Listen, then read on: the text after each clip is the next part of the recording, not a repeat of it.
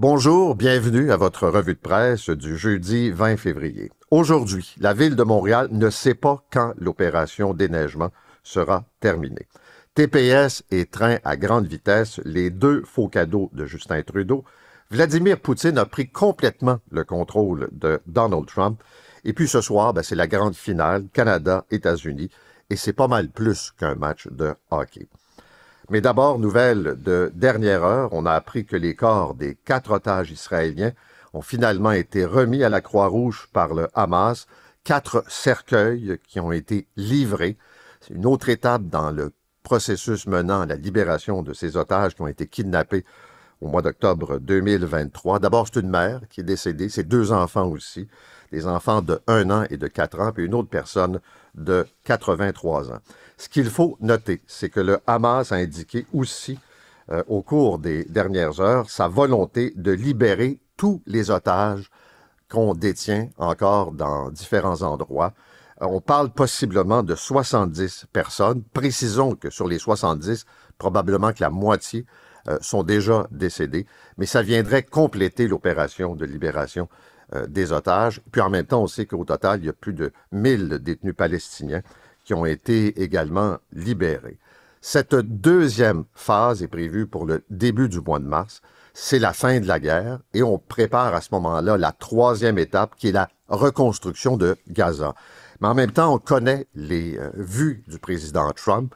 Il veut chasser les Palestiniens de force, gentiment, mais de force, les pousser vers l'Égypte, vers la Jordanie ou ailleurs dans le monde, prendre le contrôle du territoire, je dirais aménager les terrains vacants, ça c'est la vision d'un promoteur immobilier, puis probablement construire des condos, des hôtels sur le bord de la mer. Mais tout ça pour en arriver vraiment à une fin des hostilités. Revenons chez nous pour parler de l'opération déneigement à la Ville de Montréal. On va se le dire, là, la vérité. La vérité, c'est que la Ville ne sait pas combien de jours sont encore nécessaires pour terminer le chargement de la neige. J'ai surveillé ça hier. On s'amuse encore à lancer des pourcentages. On est rendu à 17%, 15% du territoire. Tout ça, c'est basé sur des données plus ou moins solides. Pas moi qui l'invente. J'ai entendu M. Sabourin de la Ville de Montréal dire les chiffres sont peut-être pas tout à fait justes, mais jeudi, vendredi, on devra avoir plus de détails précis. Mais dans le fond, là, on va oublier les chiffres. C'est pas mal secondaire, là, est-ce que c'est 20%, 21%. Sur le terrain, oui, ça avance. Ça avance d'une façon très variable, selon les arrondissements. Il y a plusieurs déneigeurs qui se plaignent d'ailleurs de la rigidité de la ville, qui n'acceptent aucune de leurs propositions. Puis là, je vous parle de déneigeurs d'expérience. Plusieurs qui m'écrivent, qui disent, on comprend qu'il faut dégager les secteurs prioritaires, les grandes artères, les abords des hôpitaux. Il n'y a personne qui remet ça en question. Mais il y a peut-être des façons de faire des choses différentes, de faire mieux et surtout plus vite. Je vous lance ça ce matin. Il y a aussi la perception. Quoi qu'on dise, quoi qu'on fasse, là, vous irez expliquer à des citoyens pourquoi la piste cyclable est nettoyée quand le trottoir adjacent est encore enseveli sous la neige. Je connais la cassette, là. J'ai entendu la réponse 50 fois. C'est pas le même équipement, c'est différent, c'est pas le même revêtement. Probablement que c'est vrai aussi, mais qu'est-ce que vous voulez? Le doute s'installe. Vous sortez de chez vous, le trottoir est bloqué, il n'y a pas un vélo ou presque sur la piste cyclable et c'est fraîchement dégagé. La perception, c'est que vous priorisez les vélos au lieu des piétons.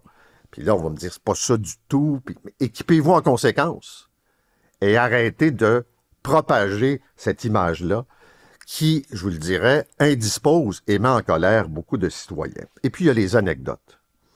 Je vous donne un exemple. On va me dire, oui, mais c'est un cas. Mais il y en a pas mal de ces cas. Un exemple dans Hochelaga. C'est un couple qui possède une maison avec un garage, un quartier agréable, résidentiel, puis le garage donne directement sur la rue.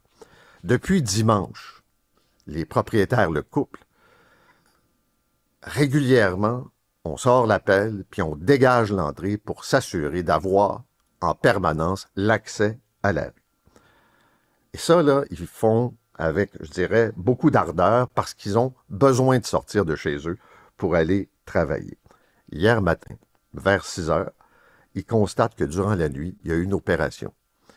Et on a tassé la neige, créant une immense montagne, les empêchant de sortir leur voiture pour aller travailler. J'ai vu les images. Ils ont même, là, les gens de la ville ou du privé, je ne sais pas qui a fait ça, mais on a planté des cônes oranges au sommet du banc de neige. On a nettoyé la rue, mais on n'a rien ramassé. Et donc, tous les gens qui avaient dégagé l'entrée se retrouvent, puis ils ne peuvent pas, là, en l'espace de 15 minutes, enlever la neige, c'est impossible. Anecdote, peut-être, mais frustration, très certainement. Et on sait que pour les prochains jours, on va vivre des contraintes. Il faut être patient malgré tout. Et je rappelle qu'un des obstacles aussi pour ce déneigement, c'est la présence des voitures qui sont toujours enfouies sous la neige. Le Journal de Montréal partage ce matin une histoire. C'est une vidéo de Mme Plante qui est en Colombie. Et ça a fait réagir avant que ces images soient retirées rapidement. Alors, c'est Valérie Plante qui fait la promotion d'un parc en Colombie. Ça a été présenté sur les réseaux sociaux. Le parc Harvey. Elle dit, je la cite, « Je viens de passer une super journée au parc, c'était fantastique. Je crois que tout le monde devrait y aller. » Là, tu te dis, mais pourquoi ces images-là? C'est partagé par le compte Instagram du parc. Et là, les gens ne sont pas contents en disant, la mairesse est au soleil pendant que nous autres, on est avec nos pelles, puis on tente de vivre dans un Montréal qui a été enseveli. L'attaché de presse de Mme Plante dit, écoutez, elle a visité la réserve naturelle pendant sa mission économique et diplomatique en Colombie la semaine dernière. Déjà, on peut soulever la question. Pourquoi la mairesse de Montréal va en mission économique, diplomatique avec la Colombie? Sans doute raison qui m'échappe. Deuxièmement, est-ce que la mairesse peut prendre des vacances? Certainement. Est-ce que quand elle est en vacances, il y a des événements comme une tempête de neige qui peuvent arriver? Bien sûr. On nous garantit qu'elle est en ville depuis lundi. On ne l'a pas vue avant hier. Pas grave. Mais même si Mme Plante était à l'extérieur, même si c'était des vacances, on peut comprendre que, comme n'importe quelle personne, elle a le droit d'aller au soleil puis de profiter d'un congé. Moi, je n'ai pas de problème avec ça. Je pense pas que c'est volontairement qu'elle s'est retrouvée dans le vidéo puis sur les réseaux sociaux. Là. Elle a fait ça gentiment, puis il y a quelqu'un qui n'a pas vu l'impact. Mais c'est sûr qu'en termes de perception, là aussi, ça ne gagnera pas un prix. Parlons du REM. Il y a une nouvelle, il y a un espoir, parce qu'on a appris finalement qu'il y a des autobus qui ont été mobilisés. Ça va se faire dans les prochaines heures. Donc, pour la gare centrale Brossard, la gare centrale L'Île des Sœurs, la station Panama, des navettes fréquences régulières qui vont passer sur le pont durant les heures de pointe. Tout ça pour calmer les usagers qui vivent les pannes à répétition. Et selon les reportages que vous voyez, Journal de Montréal, on a des gens qui sont relativement confiants, patients, en disant « ça vient avec ». Puis dans la presse, des gens qui sont assez frustrés parce que c'est pas fiable. Et je sais que la ministre Guilbeault a convoqué tout le monde, puis là, il y a un plan qui sort, puis on devrait être capable de probablement modifier les approches.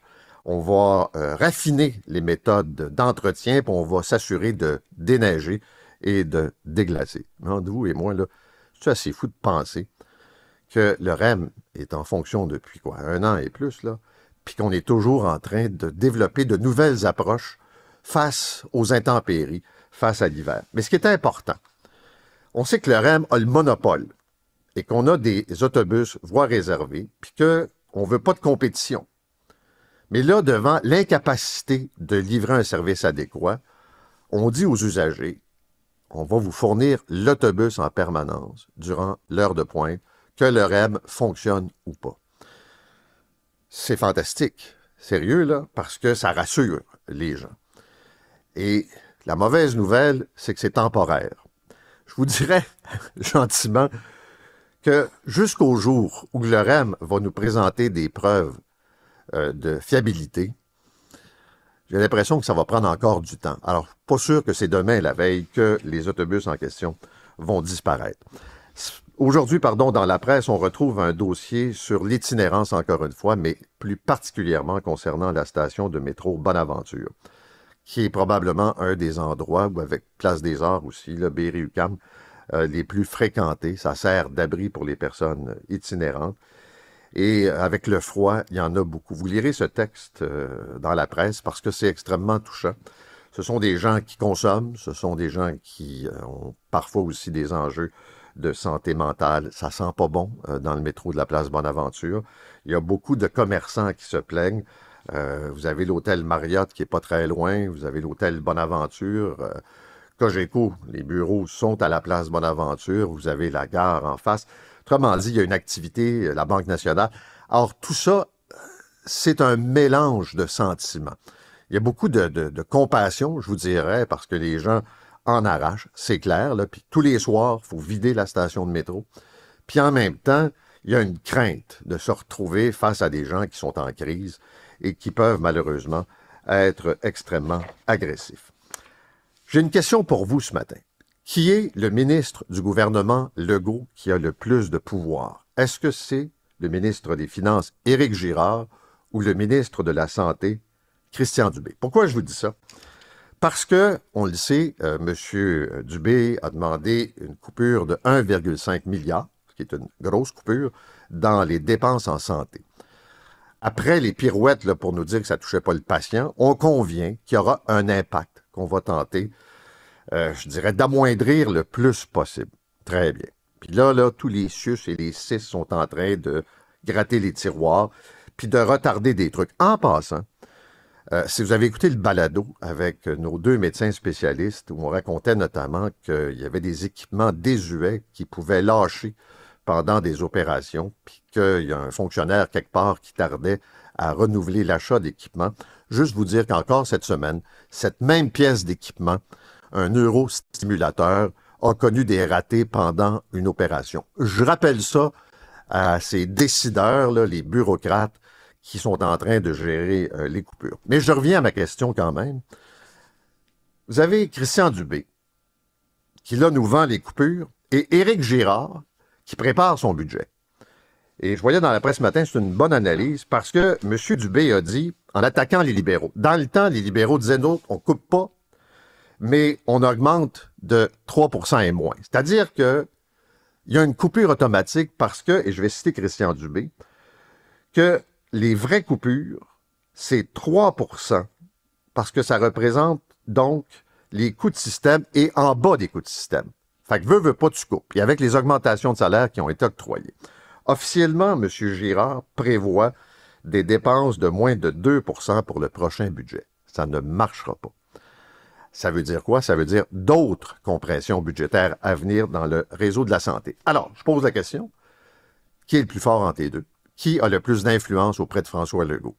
Qui va gagner cette bataille? Parce que c'est une bataille, puis je vais inclure Sonia Lebel du Conseil du Trésor. Est-ce qu'on coupe, on coupe en santé et automatiquement, ça a un impact direct pour le patient? Ou encore, on fait une exception pour le réseau de la santé, parce que le déficit du Québec continue quand même d'exploser. Et avec la guerre tarifaire, M. Legault a déjà annoncé des programmes à venir si jamais Trump concrétise sa menace. Parlons de votre portefeuille maintenant.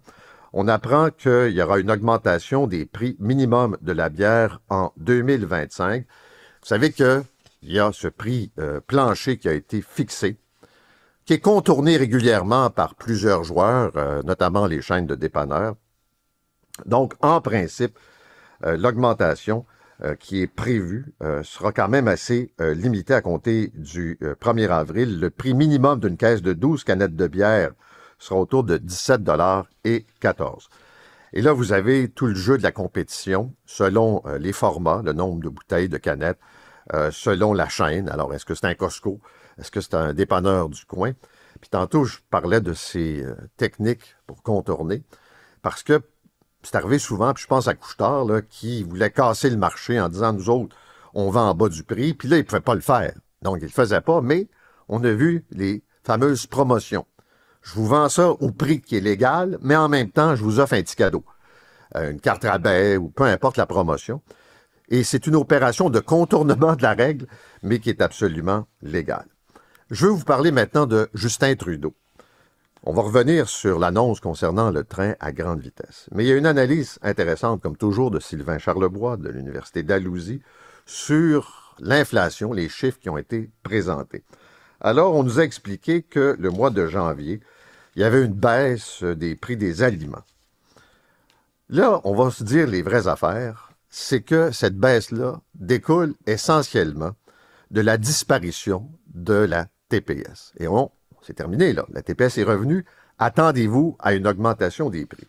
Il y a 2 ou 3 observations intéressantes. La première, c'est qu'on remarque que sans, disons, la disparition temporaire de la TPS, les prix auraient été quand même plus élevés. L'inflation aurait été plus élevée. Et M. Charlebois pense aussi qu'il est probable que des restaurants ont discrètement augmenté leurs prix sans que les consommateurs s'en rendent compte. C'est une vieille tactique.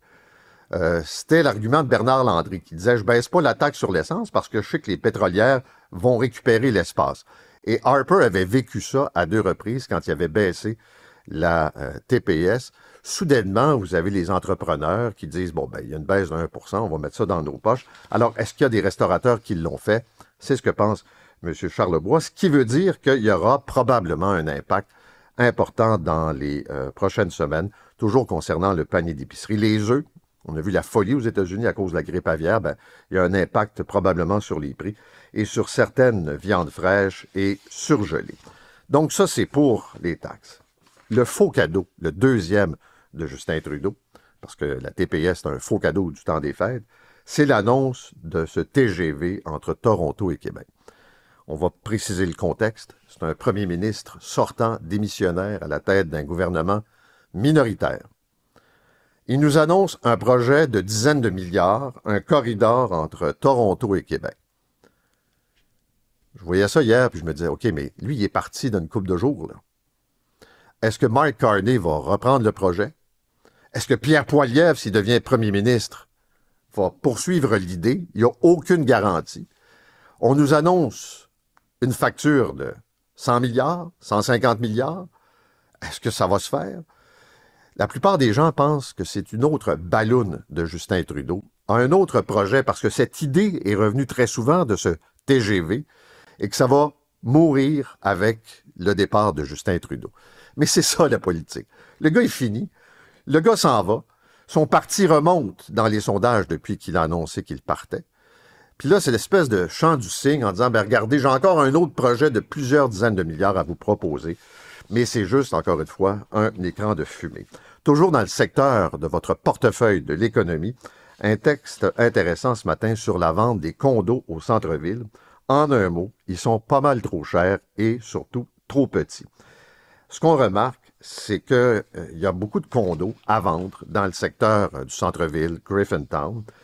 Et il y a un analyste de la Société canadienne d'hypothèques et de logement que j'aime beaucoup, que j'ai interviewé souvent, qui s'appelle Francis Cortellino.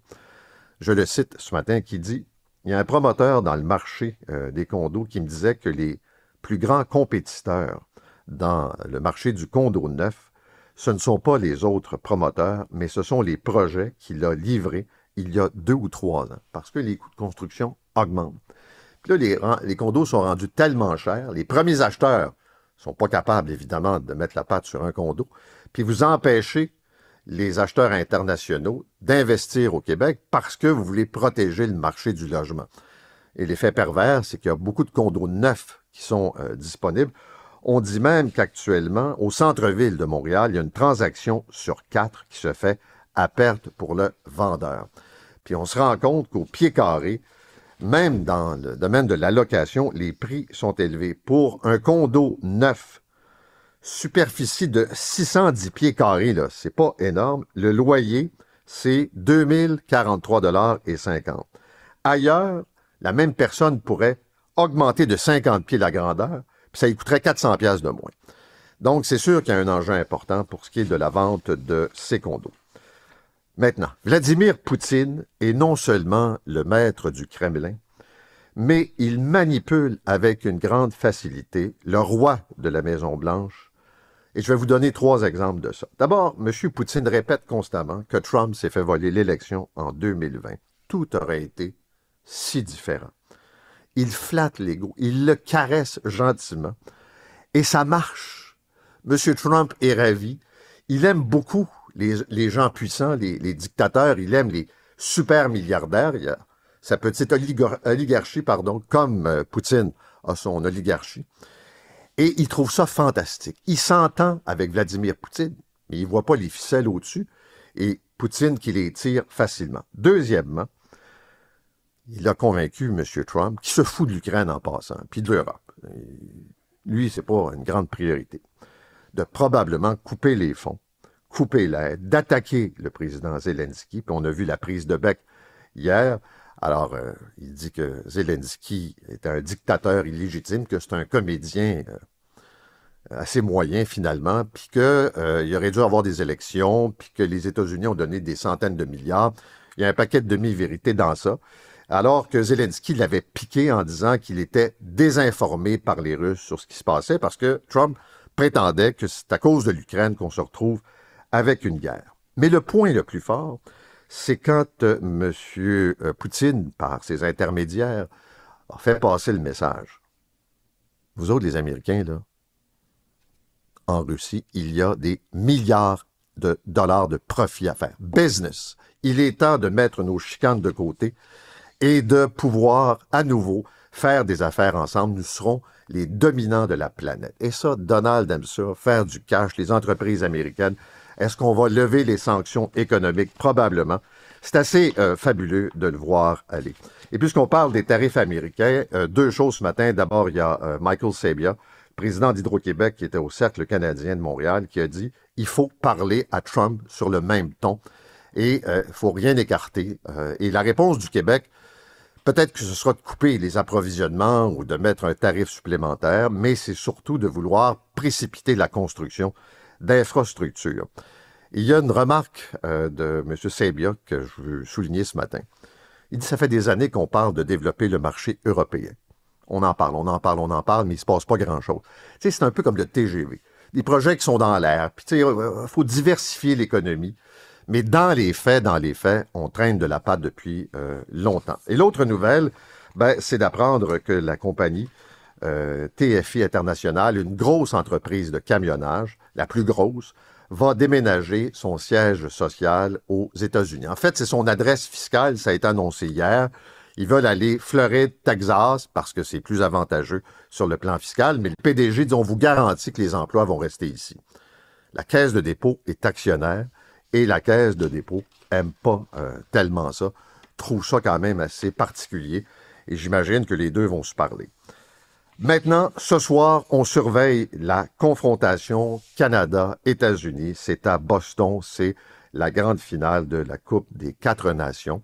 Alors, on sait que c'était assez intense samedi dernier, les bagarres au début, et le Canada a perdu. La grande question qui est dans l'air, est-ce que Trump va être présent? On a hâte de voir ça. Les avis sont partagés. D'un côté, on dit, ouais, mais il est allé au Super Bowl, il est allé à Daytona.